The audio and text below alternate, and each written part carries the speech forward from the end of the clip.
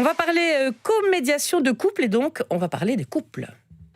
Ah bah une femme amoureuse, c'est très simple à comprendre, c'est basique. Quel que soit son âge, une femme en amour, elle passe par 3 phases. C'est comme ça. La première, c'est évidemment la phase de la rencontre, c'est les débuts, c'est le moment où elle tombe amoureuse, c'est la phase que j'appelle la phase du craquage. C'est-à-dire qu'elle va craquer, pour un mec, parce que, je sais pas, il est pas pareil, il est différent. Je sais pas, il a un petit truc en plus, en fait, que j'adore. Un petit truc qui me fait craquer, voilà, et qu'elle va détester 6 mois plus tard. Le petit truc en question. Exemple, il joue de la guitare, je t'ai dit ou pas? Je t'ai déjà dit? Ah ouais, bah je te redis. Ah, comme un dieu, je te jure. Ah non, mais le mec, c'est un artiste, il s'en rend même pas compte, quoi. Ça me fait mourir, quoi. Je te promets, je pourrais l'écouter pendant des heures, c'est... 6 mois plus tard, mais ferme ta gueule avec ce banjo, je te le fous dans le fion. Arrête, tu nous saoules avec tes chansons de merde, là, on n'en peut plus, là. Ça, c'est typiquement féminin. Et évidemment, ça marche avec tout. La guitare, c'est qu'un exemple, mais ça marche avec tout. Ça peut être n'importe quoi. Au début, ça peut être, je sais pas, il est vachement sportif. Hein. Je t'ai déjà dit? Ah, bah je te redis. Ouais, il est très sportif, c'est ça que j'adore. Il est vachement sain, quoi. Tu vois, de corps et d'esprit. Ouais, j'adore. Il est, comment te dire, il a une hygiène de vie vachement stricte. Il boit jamais une goutte d'alcool. Ça me chante, ça me sécurise. Je me fais chier avec toi. Putain, mais bois un coup, fume un joint, fais quelque chose. J'en ai marre de vivre avec un balisto, là. Fais chier avec tes polaires, et qui puent, avec Quechua, tu veux savoir, Quechua? Eh ben, y'a que je me fais chier. Et dans ces cas-là, il faut pousser la porte d'une thérapie ou bien de la comédiation de couple. Et donc, pousser la porte, pourquoi pas, du bureau de Valérie Claes et Yves Dinsart qui sont avec nous. Bonjour. Bonjour. C'est tellement vrai. Hein? Ah, oui. Absolument. C'est ça, hein? C'est criant de vérité. Ces choses qu'on appréciait et qu'on n'apprécie plus après, ça fait partie de ces petits couacs que l'on peut avoir dans le couple. Et ce couple, vous le connaissez bien puisque ça fait 10 ans que vous travaillez sur la question en tant que co-médiateur. Je vais tout de suite poser une question parce que, évidemment, les gens vont se la poser. Vous êtes en couple ? Alors, absolument pas. Non, on ne sommes pas en couple. Non. Nous sommes associés. Ouais. Et ça fait 10 ans que vous travaillez ensemble. Absolument. Est-ce que justement le fait de ne pas être un couple, ça porte plus ses fruits? Est-ce que vous pensez que si vous étiez un couple, en tant que co-médiateur de couple, ça pourrait être un problème ou un obstacle? Alors, on ne s'est pas vraiment posé la question, parce que ce n'est pas le cas. Oui. Je pense qu'aujourd'hui, ce qui est intéressant, justement, c'est nos complémentarités, et notamment nos complémentarités dans nos expériences de vie. Et le fait que tous les deux, on vive des choses très différentes, l'un et l'autre, et c'est peut-être quelque chose qui enrichit aussi notre façon de travailler ensemble. Donc, je pense qu'ici, en l'occurrence, je le pense plutôt un plus. Je ne sais pas ce que tu en penses. Ah oui, absolument. On n'a pas vécu du tout les mêmes expériences de vie, puisque, Valérie, toi, tu t'es déjà séparée. Exactement. Moi, j'ai divorcé, donc je sais ce que c'est de passer par une séparation. Et tandis que moi, je suis en couple, en fait, avec la même personne depuis 30 ans. Et donc, effectivement, on a un regard différent et très complémentaire déjà sur le couple, de par notre expérience de vie. En fait. C'est ça, qui est une richesse, puisque c'est l'un des avantages et l'une des cartes à jouer de la comédiation, c'est que chacun apporte un élément dans sa différence. On est donc bien dans une forme d'intelligence collective. Tout à fait, absolument. Et c'est vrai qu'on est très complémentaires, non seulement, je dirais, au niveau de nos formations de base. Je veux dire, Yves est juriste, moi j'ai fait une école de gestion. Après, on a des formations communes, évidemment, pour nous amener à faire ce métier. On est tous les deux médiateurs agréés, on a fait un certificat interuniversitaire en médiation. On s'est aussi formé à l'intervention systémique, moi aussi au coaching. Donc, il y a, je dirais, tout le côté complémentaire au niveau de nos formations, mais aussi, comme on le disait, dans nos expériences de vie. C'est ça. Ce qui est vraiment, évidemment, un atout et intéressant dans notre façon de pouvoir intervenir. Et puis le fait qu'on soit un homme et une femme aussi. Ah, voilà. Évidemment, quand on travaille sur les couples, on verra si c'est justement un avantage ou pas. C'est peu connu encore aujourd'hui la co-médiation. La médiation a déjà eu beaucoup de mal pendant des années à se faire entendre, à se faire connaître, à montrer ses avantages. Et encore aujourd'hui, on doit le rappeler que la médiation, c'est quand même une clé qui vous permet aussi de dénouer des situations sans devoir passer par des choses parfois très juridiques, très lourdes et très longues. Et la co-médiation, c'est encore moins connu. Alors que quand j'ai fait une recherche, je me suis dit, je vais tomber tout de suite sur un site qui va me dire ça vient du Canada. Et en fait, non, je me suis rendu compte que j'avais plein de sites en Belgique de comédiateurs, en France aussi. Et je me dis, mais enfin, pourquoi c'est pas connu ?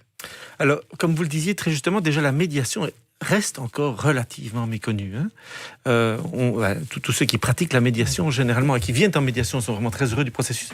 Et c'est vrai qu'on attendrait davantage, notamment du ministre de la Justice, c'est de promouvoir cet accompagnement, notamment des couples, parce que c'est un processus extrêmement vertueux, beaucoup moins coûteux pour la société, et où en fait chacun prend sa responsabilité. Alors, la comédiation, c'est vrai que c'est encore moins fréquent, c'est juste. Oui. Alors, il y en a, comme vous le disiez très justement, mais très souvent, ce sont des comédiations, j'ai envie de dire, part-time, si vous voulez, où un des médiateurs est par exemple un avocat, c'est lui qui mène la danse, qui mène les séances de médiation, et il se fait accompagner, si vous voulez, pour certaines séances, parce qu'il anticipe éventuellement qu'il y a un côté plus émotionnel qui va se développer, il va se faire accompagner d'un ou d'une psychologue, si vous voulez. Mais donc, c'est rarement des comédiations à temps plein, comme celle que nous pratiquons.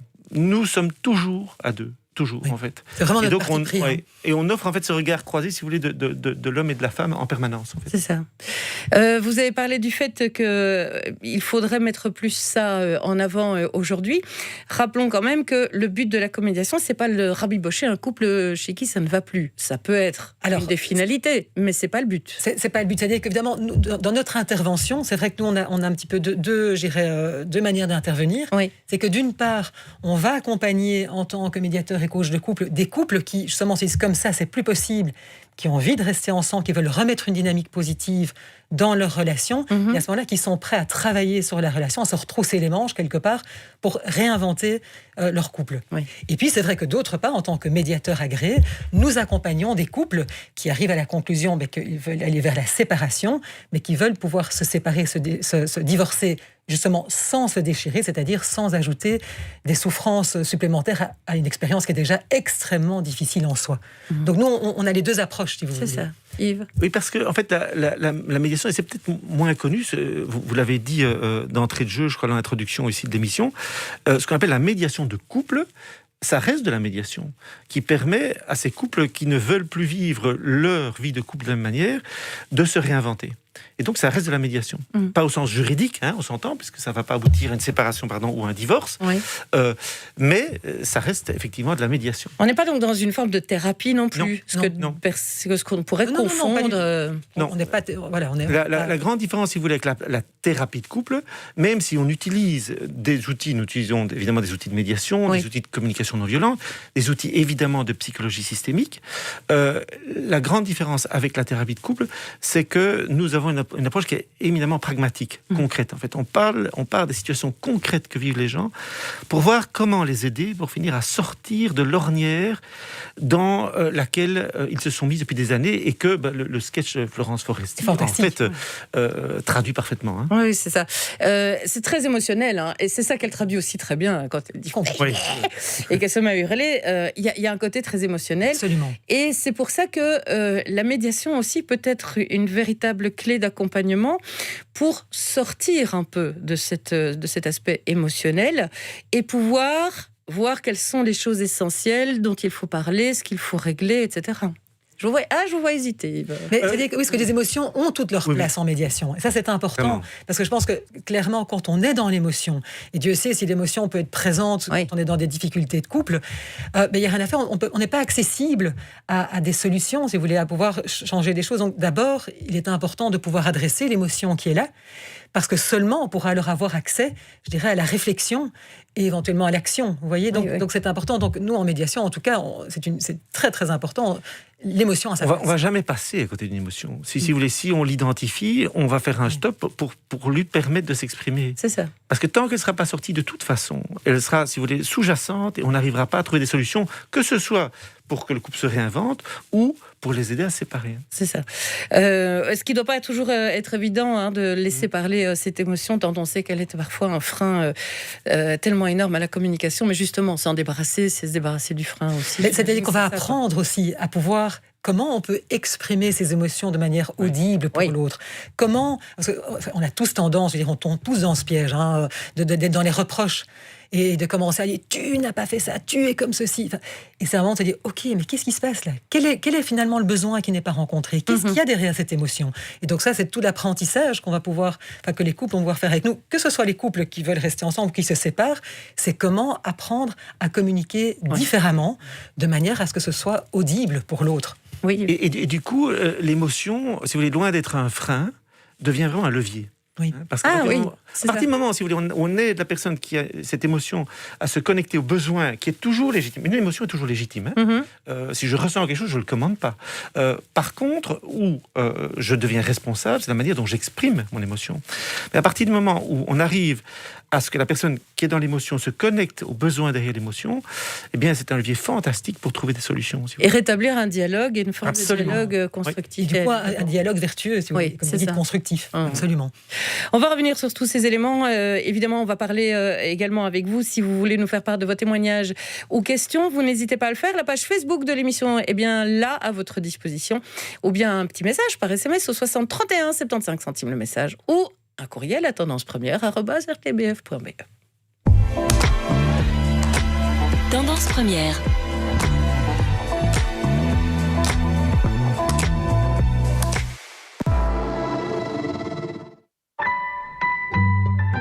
Devenez Orange et évitez cette situation.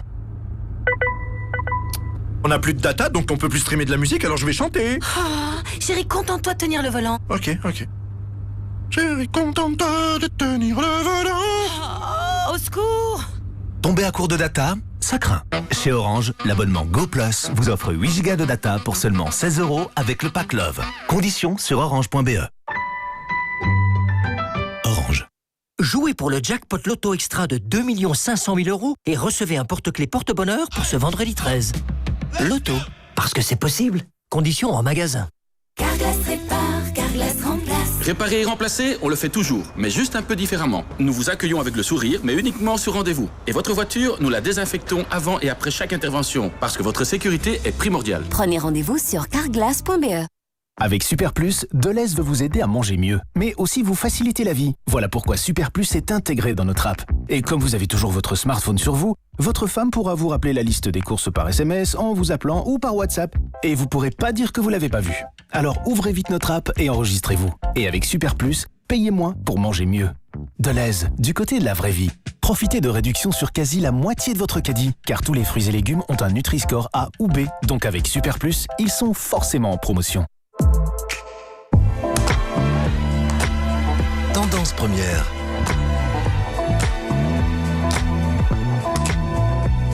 On parle de comédiation de couple avec nos invités Valérie Claes et Yves Dinsart qui sont avec nous.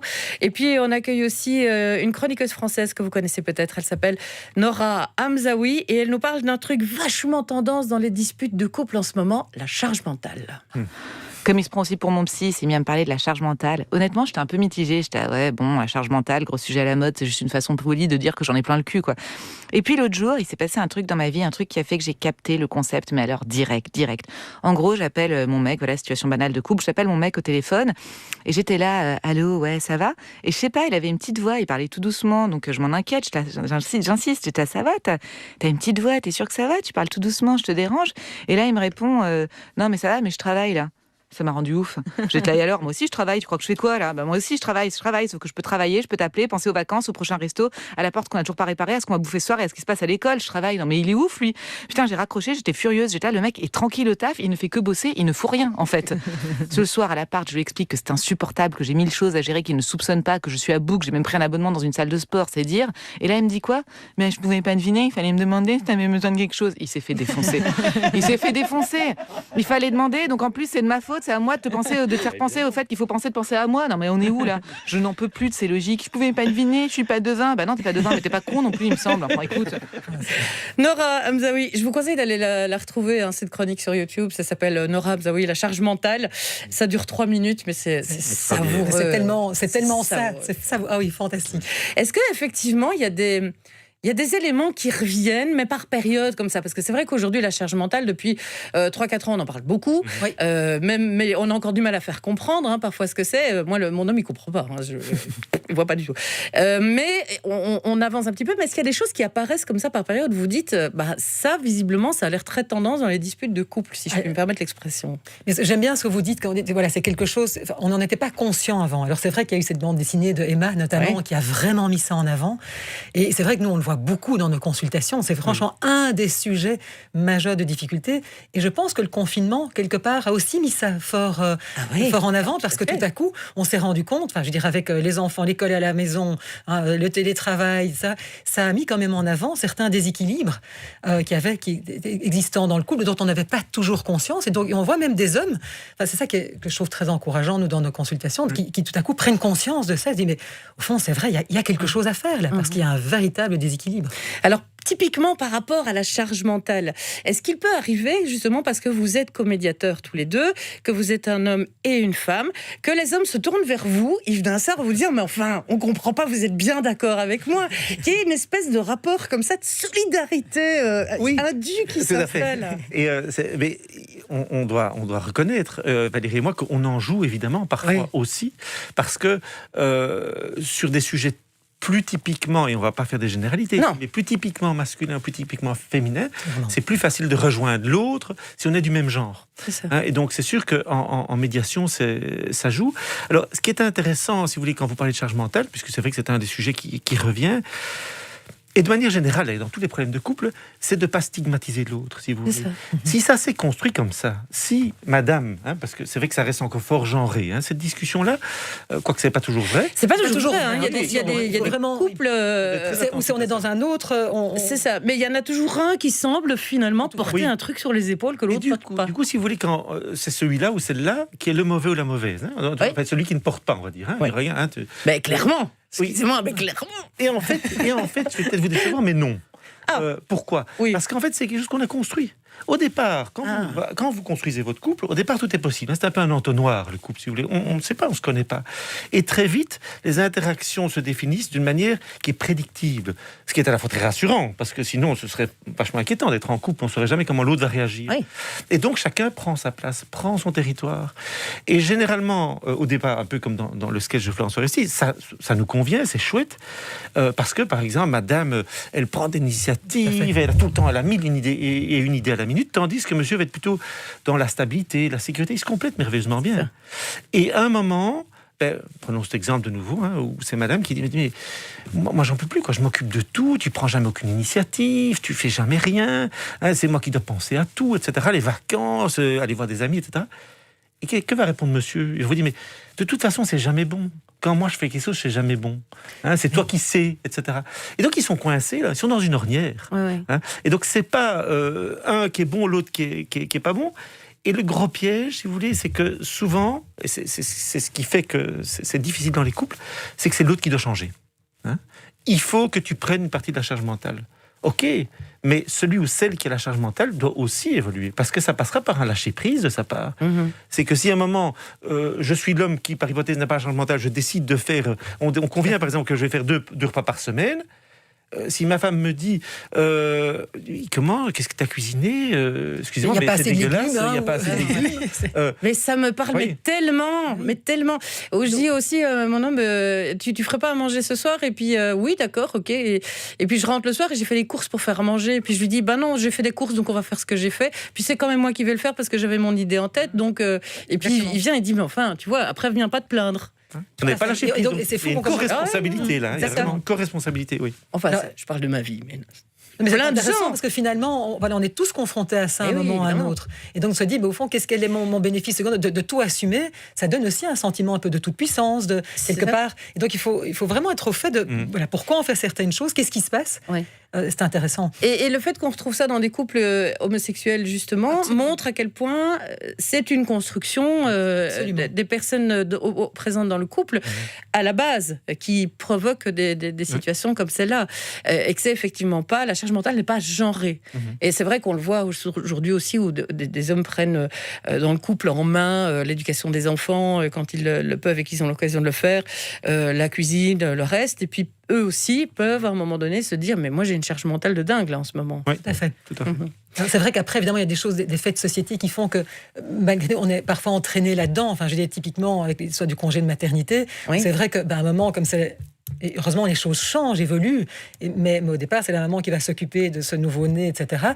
Et donc, du coup, elle va prendre inévitablement toute une série de choses en charge, et puis ça s'inscrit. Oui. Et donc, c'est ça aussi, il faut faire attention. Il y a non seulement qui on est, qu'est-ce qu'on attend, enfin, quelle est notre responsabilité dans cette co-construction, quelque part, mais aussi, c'est vrai qu'il y a encore des modèles qui ont encore la vie dure. Oui. Et donc, c'est pas toujours évident. Enfin, il faut une certaine conscience de se dire, mais tiens, qu'est-ce qui fait que je me sens obligée d'être moi toujours là, présente pourquoi est-ce que je ne peux exister que quand je fais quelque chose, donc il y a quand même encore des questionnements aussi personnels à se poser. Et donc la comédiation, c'est aussi une déconstruction d'idées reçues ou d'idées mauvaisement ancrées dans le couple avant de pouvoir commencer à avancer. Alors on prend souvent l'image de l'ornière que je citais tout à l'heure. C'est que ça fait des années, par exemple, que ça fonctionne comme ça, pour garder cet exemple-là, au niveau de la charge mentale. Ça ne nous convient plus ni à l'un ni à l'autre, mais on en reste prisonnier, si vous voulez. Et donc, on est dans le reproche. Si à un moment, on prend conscience de ce qui se joue et qu'on se connecte à ses besoins, qui va pour la femme, si on prend toujours le même exemple, de dire, OK, moi j'ai besoin à un moment d'avoir moins sur les épaules. Et pour l'homme, toujours dans le même exemple, de dire, OK, mais moi ça me ferait plaisir d'avoir ma place dans ce couple, dans cette famille, de pouvoir aussi faire des choses qui me valorisent, et qui soient reconnues. Donc, s'il y a cette prise de conscience, si vous voulez, on peut sortir de cette ornière. Et comment est-ce qu'on en sort ? Pour nous, la manière la plus efficace, si vous voulez, c'est d'y prendre goût, d'y prendre plaisir. C'est-à-dire que, dans l'exemple que vous citiez, avec votre homme, vous dites, OK, il va faire le repas le soir, par exemple. C'est purement fictif. Purement fictif. Imaginons qu'il va faire les courses, qu'il fait le menu, qu'il fait le repas, et que vous vous installez les doigts de pied en éventail et que vous passez une bonne soirée autour de ce repas, vous avez engrangé un premier succès, si vous voulez, et vous creusez une petite ornière à côté, et vous allez progressivement vous inscrire sortir de cette ornière, si vous voulez, et vous creusez dans cette petite rigole que vous avez creusée, c'est celle-là que vous allez approfondir. C'est ça. En changeant les dynamiques aussi. Oui, tout à fait. Au sein du... Alors, on a Sébastien qui a réagi, qui nous dit « J'ai participé avec mon épouse aux premières réunions avec vos invités. Cela a été bénéfique car nous avons pu mettre des mots sur des émotions et ressentis. J'ai pris conscience de certaines choses, j'ai pris conscience de l'importance de me connecter à mes émotions et d'exprimer un peu mieux mes besoins. Je continue d'y travailler, mais merci énormément à tous les deux. » Et puis, beaucoup de témoignages aussi de personnes qui ont suivi, notamment Julie qui nous dit « Après ma pratique de médiation, j'ai eu la chance de pratiquer la co-médiation à Genève. Je suis juriste belge de formation médiation en Belgique et ça a été une révélation, nous dit-elle. » Et puis Odette nous dit « J'ai suivi les formations avec passion, mais personne n'a sonné à ma porte. J'aurais tellement aimé aider de cette manière après mes 26 ans d'avocature. » C'est vrai que c'est beaucoup des juristes et des avocats. En Belgique, ça reste encore majoritairement des juristes et des avocats. Sans être... Vous êtes de formation de base, vous êtes quoi ? Alors moi, pas du tout. Moi, pas juriste. Pas juriste. Non, moi j'ai fait. Moi, je suis juriste. Par contre. Voilà. Oui. Et donc, mais par contre, j'ai été avocat dans une autre vie il y a très longtemps. Donc pendant 4 ans, j'ai fait le stage, mais c'est pas ma profession principale. Pourquoi est-ce que ça reste encore un métier qui est trusté, si on peut dire, par les avocats principalement ? Parce que quand il s'agit de médiation liée à une séparation, un divorce, si vous voulez, il y a des aspects juridiques. Quand il y a un divorce, au terme de la médiation, qui a pour objectif, en fait, d'aider les parties à se mettre d'accord sur tous les éléments de la séparation, c'est ce que c'est, l'hébergement des enfants, les contributions financières, le partage de tout ce qu'on avait en commun, etc. Et il va falloir établir des conventions. On appelle les conventions quand des personnes sont mariées, des conventions préalables à divorce par consentement mutuel.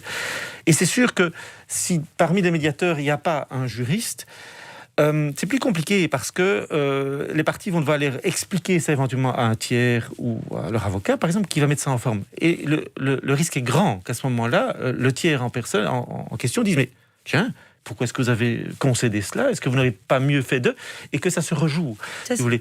Et donc, l'objectif, en tout cas chez nous, c'est que les parties qui viennent dans le cadre d'une séparation puissent se dire on a un service complet, si vous voulez. Et à la fin du processus de médiation, on a nos conventions et il ne reste plus qu'une procédure dont on sait maintenant qu'elle est quasiment administrative. Elle est écrite aujourd'hui. On dépose la requête en divorce. Et c'est une procédure écrite, on ne doit même plus comparaître, et 3 à 6 mois après, on a un jugement de divorce. Donc ça donne une assise, ou en tout cas une espèce de structure sur laquelle on peut se reposer quand il y a des questions juridiques qui interviennent. Et puis peut-être que ça donne... Est-ce que ça donne un cadre de pensée ou une manière de penser particulière parce que ça offre peut-être plein d'avantages. Alors vous avez... J'avais dit, là c'est peut-être là qu'il peut y avoir peut-être parfois un biais, c'est-à-dire que l'avantage, je pense que par exemple que moi je ne sois absolument pas juriste, ça veut dire que quelque part je ne suis peut-être pas... j'ai envie de dire pollué entre guillemets. Je fais attention à ce que formaté. Formaté. Il faut faire attention.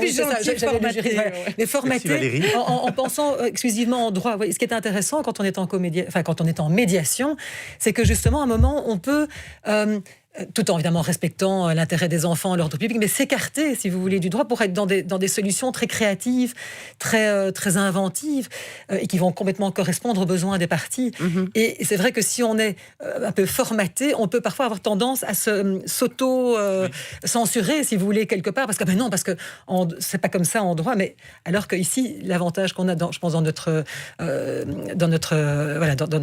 comédiation, c'est que on va vraiment essayer d'ouvrir un maximum et d'être le plus créatif possible pour vraiment accompagner les parties à arriver à un accord qui leur corresponde et qui parfois va complètement s'écarter peut-être de ce à quoi ils avaient droit, mais qui leur convient beaucoup mieux quelque part en fin de compte. Alors, vous pouvez toujours nous envoyer vos messages, évidemment, comme je le disais, par SMS au 6031 ou tout simplement sur la page Facebook de notre émission. Je vais essayer de faire un tour, évidemment, après les informations de 11h pour essayer aussi d'être complète, parce que j'ai plusieurs réactions qui viennent d'arriver, justement. Et puis, on se retrouvera aussi avec Valérie Claes et Yves Dinsart, qui sont médiateurs et coachs de couple. Pour aller jusqu'aux informations, on va continuer à discuter d'ailleurs, parce que vous limitez volontairement le nombre de séances. Ça veut dire quoi en une minute et après on prolongera. C'est vraiment un choix très spécifique. Nous estimons, en fait, on a la perception, on en parlera peut-être après la pause, on sait bien que le couple au départ, quand il accède au couple, généralement n'est pas outillé. Ça nous tombe dessus, un coup de foudre, etc. Et donc on croit, parce qu'on s'aime, que l'amour peut tout, et puis le quotidien nous rattrape. Et c'est là qu'en ouvrant la boîte à outils, très souvent, des couples se rendent compte qu'il n'y a pas grand-chose, si vous voulez. Et si on essaie d'enfoncer une vis avec un marteau, ça va être un peu compliqué. Et donc, notre rôle à nous, dans la médiation de couple, quand on veut accompagner des couples à mieux fonctionner, c'est de leur donner des outils. Et on en parlera peut-être après. Une fois qu'on a des outils, ça devient leur responsabilité, si vous voulez, de mettre en œuvre. On peut déjà renvoyer nos auditeurs sur votre site qui s'appelle tout simplement comédiation.be, et on y retrouve des liens vers des vidéos aussi que vous avez fait, puisque vous avez réalisé des Facebook Live, Facebook Live qui se retrouvent aujourd'hui sur YouTube, et on va en reparler évidemment juste après les infos d'Hélène Remy, puisqu'il est déjà 11h.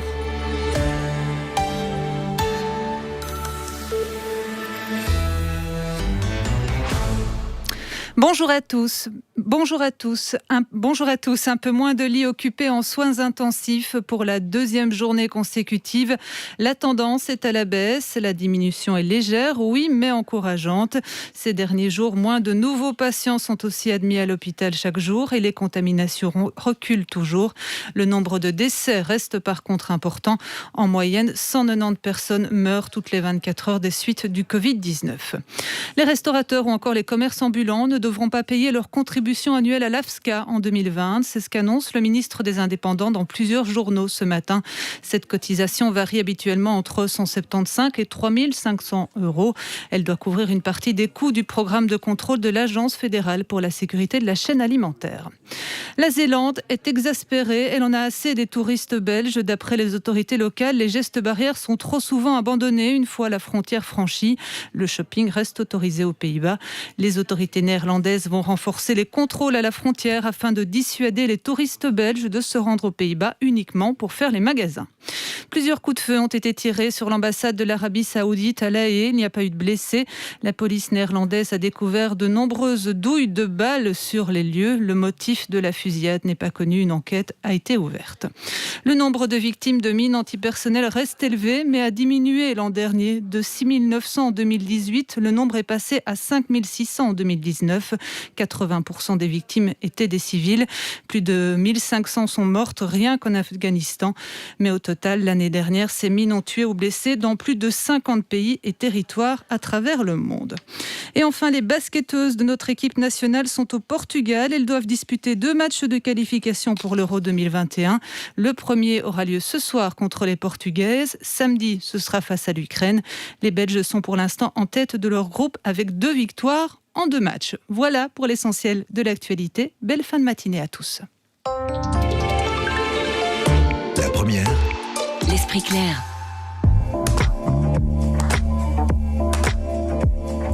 Prochain rendez-vous d'information avec Hélène Armil, c'est bien sûr à midi. Et nous sommes encore ensemble jusqu'à 11h30. Vous rappelez, vous signalez aussi qu'en fin d'émission, c'est Eric Mazui de Ask Me Wine qui viendra nous parler de voyage dans les Pyrénées et dans l'Aude.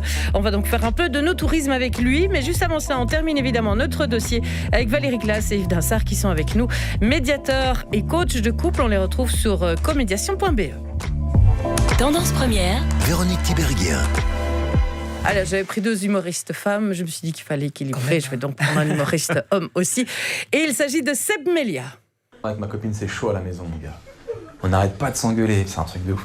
Il y a un truc que je comprends pas dans les engueulades de couple, c'est pourquoi il y a toujours un moment où il y en a un des deux qui se met à imiter l'autre personne. Et ça, je tiens à vous le dire ce soir, l'imitation n'est pas un argument valable, d'accord ? On peut pas gagner un débat avec une bonne imitation, en fait, c'est pas possible. Tu sais, on n'a jamais vu aucun débat télévisé avec un homme politique qui fait « Oui, je pense qu'il faut redresser le pays ». Et l'autre qui est là qui fait « Je pense qu'il faut redresser le pays ». Et le public qui applaudit qui fait « Mais oui, c'est ça dont ce pays a besoin ».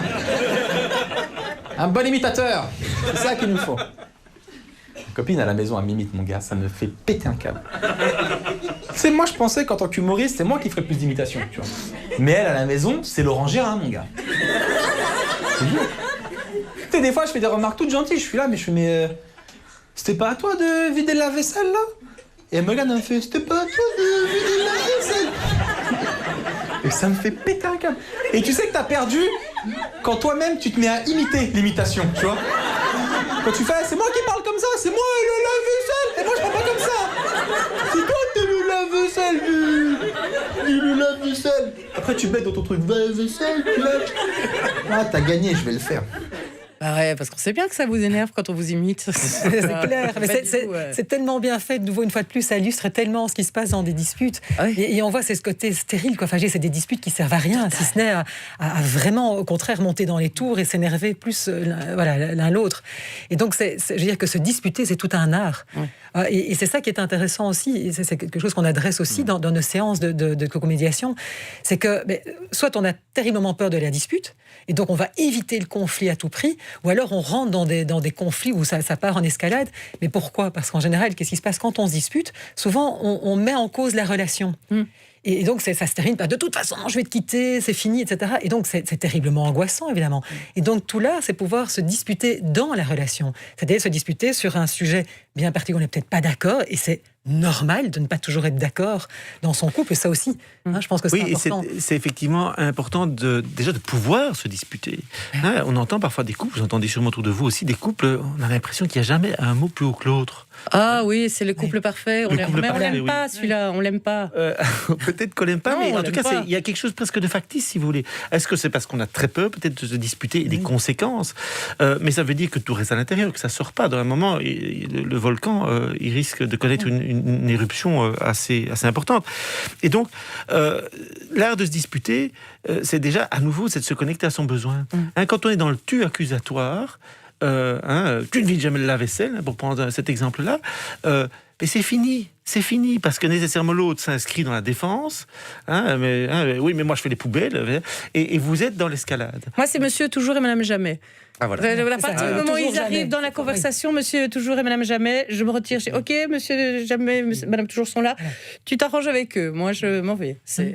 Alors ça c'est systématique, c'est un couple communication, en fait. Oui, absolument. Ouais. Et donc, il y a moyen de se disputer, et même en disant des choses fortes, mais en se connectant de nouveau à son besoin. Et si possible, en parlant en jeu. en disant mais moi ça devient vraiment difficile pour moi d'avoir toute la charge, par exemple.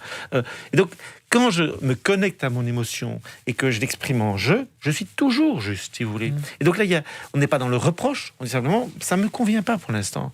Et donc là, généralement... Il y a une ouverture de dialogue, du coup. Et là, on peut commencer à discuter. Oui, c'est ça. Et ça, c'est important, évidemment, parce que là, plutôt que de fermer le dialogue et puis que chacun, évidemment, ressorte complètement frustré, là, on met autre chose en place. Quitte à arriver à la conclusion que sur tel sujet... Voilà. Finalement, on ne sera jamais d'accord. Je dis que les couples qui durent, les couples heureux, c'est pas les couples qui sont d'accord sur tout. Enfin, je veux dire, il y a bien sûr qu'il y a des moments où on ne sera pas d'accord sur certaines choses. Mais est-ce qu'on peut être d'accord avec le fait de ne pas être d'accord? Je pense à une blague qui était oui, être en couple heureux, c'est regarder dans la même direction, mais on n'est pas obligé de regarder la même chose. J'adore. C'est tout à fait ça, en fait. Vous vouliez rajouter quelque chose, Yves? Mais oui, cet élément-là. Je ne sais pas si vous avez entendu ce témoignage lors des élections américaines d'une ancienne conseillère à la sécurité de Barack Obama, donc une démocrate, qui expliquait que dans sa famille, donc son fils doit avoir sans doute une trentaine d'années, 25 ans, il est républicain. Et donc elle expliquait ça avec beaucoup de tendresse, de dire c'est pas toujours facile parce que c'est vraiment et donc son fils vote Trump en l'occurrence, mais il expliquait on reste une famille. C'est-à-dire qu'on est d'accord qu'on ne sera jamais d'accord là-dessus, si vous voulez. Et ça n'empêche pas l'harmonie de subsister dans le couple ou de manière plus large dans la famille. C'est ça. C'est pas forcément le prendre pour soi en se disant j'ai raté mon éducation. Non, il y a une possibilité. À un moment, accepter l'autre tel qu'il est aussi. Il y a de ça aussi. Est-ce qu'on en avait fini avec la durée limitée?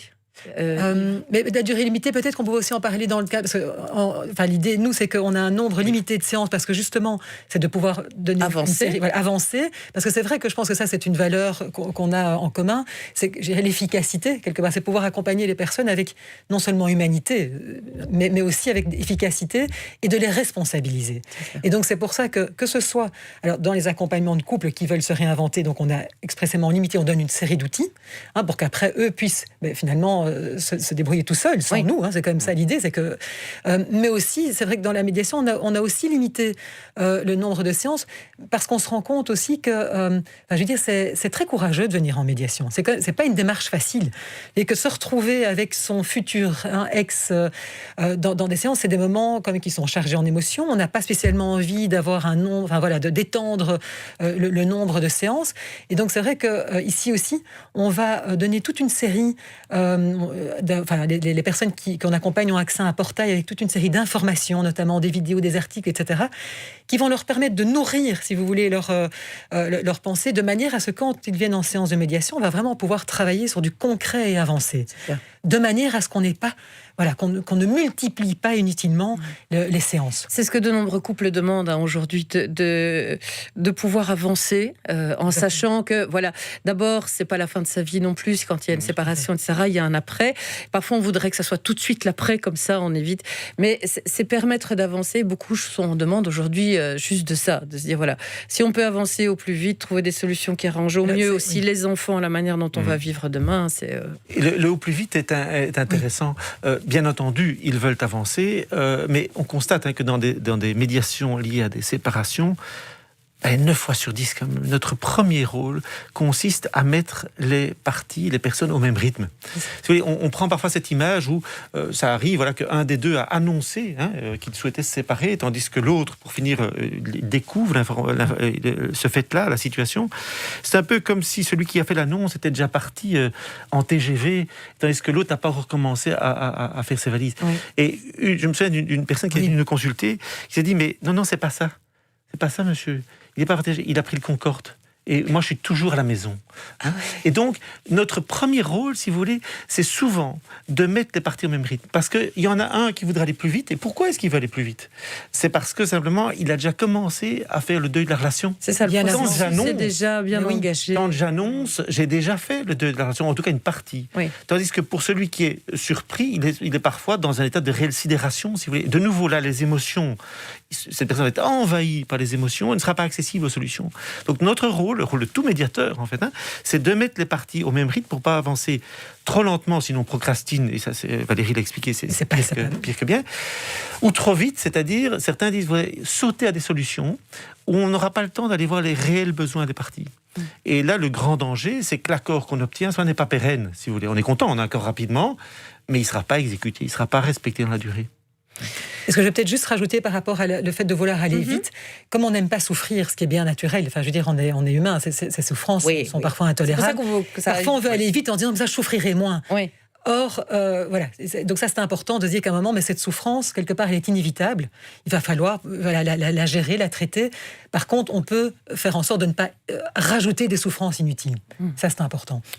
Essayons d'y réfléchir donc. Et la comédiation, on l'a compris, sa valeur essentielle, c'est aussi d'être accompagné par deux personnes, justement, alors qu'ils ne choisissent pas leur camp. Hein, on est bien d'accord non plus. Hein,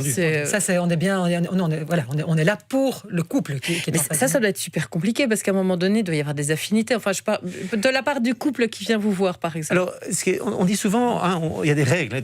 La comédiation est inscrite dans le code judiciaire, et on dit notamment que le médiateur est quelqu'un d'impartial.